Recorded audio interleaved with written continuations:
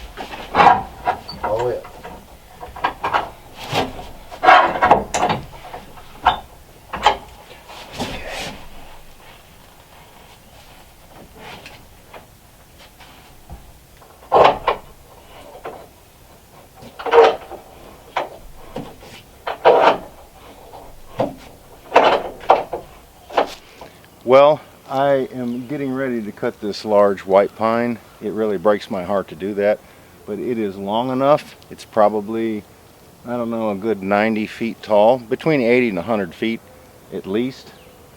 And it's almost standing straight up. If we did get a wind coming down off the mountain, I'm afraid that it's going to hit the cabin because it's kind of leaning that way. So I'm going to go ahead and take it out. It will make a lot of lumber. It will be used on the new barn that we're going to build down there. Then there's two more up here that are severe leaners that could hit the kitchen if they fell. So, which is one over there by the tractor, and then there's one over here behind the camera. So we're going to go ahead and take those down because in a windstorm, the pines and the cedars, they don't have that good of a root system. It seems like they blow down before anything else. So in order to just be on the safe side, we're going to go ahead and remove them, and like I said, they'll be used elsewhere. So this big pine right here has to fall uphill, because if I fall it downhill, it may be too much trouble trying to get the logs back up with a smaller compact tractor.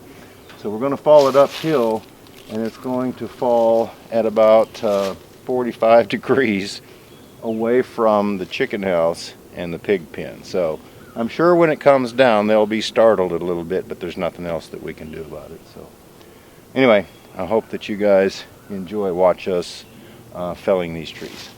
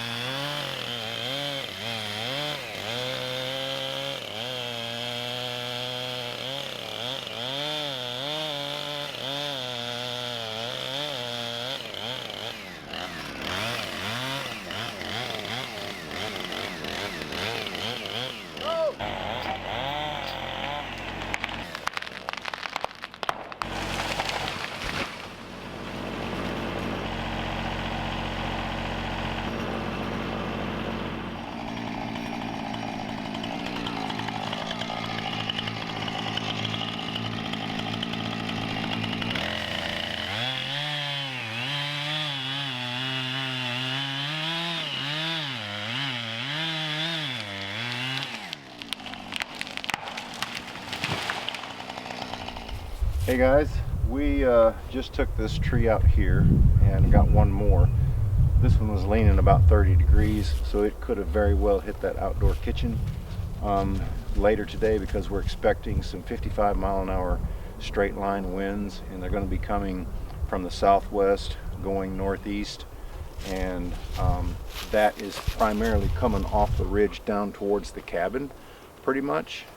So I knew that if they were strong enough and they got to leaning in this direction, which they were, two of them are kind of leaning out towards me, but the biggest one was pretty much straight up. And I hated to take it out, but you know, if the winds got strong enough, like I say, they could have come down and hit the cabin. So we're just trying to be safe and go ahead and get all of the danger out of the way before we have really severe high winds like that. The other day was about 25-30 mile an hour, and they were really rocking, but it wasn't strong enough really to bring them over. But when you get up around 50 mile an hour or better, you know, that's severe. So we decided just go ahead, we're going to lay these down. We don't have time to buck them up because the biggest wind's supposed to be here right at about noon and after. So we're just trying to get these laid down on the ground where we're going to be on the safe side.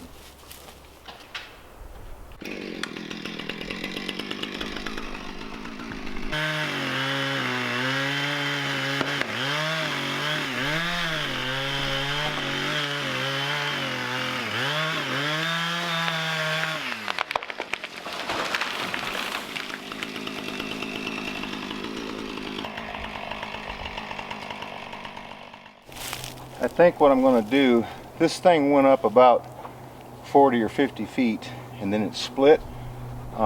These are actually pretty good size. They're almost 10 inches in diameter. I think what I'm going to do is save these for some really heavy duty sill plates, and kind of like I did the chicken house, I'll just cut the top side and the bottom side and just leave the edges live, and I'll just use that as heavy duty sill plates, because this barn not only is going to be, this would not only be holding up all the weight, but we've got the sawmill, the tractor and things like that that's going to be going in there. So these will make really nice sill plates for the structure down there. I know you guys can see up here now, without those three trees it does look a little bit different, but when all the leaves pop out, everything will look a whole lot different,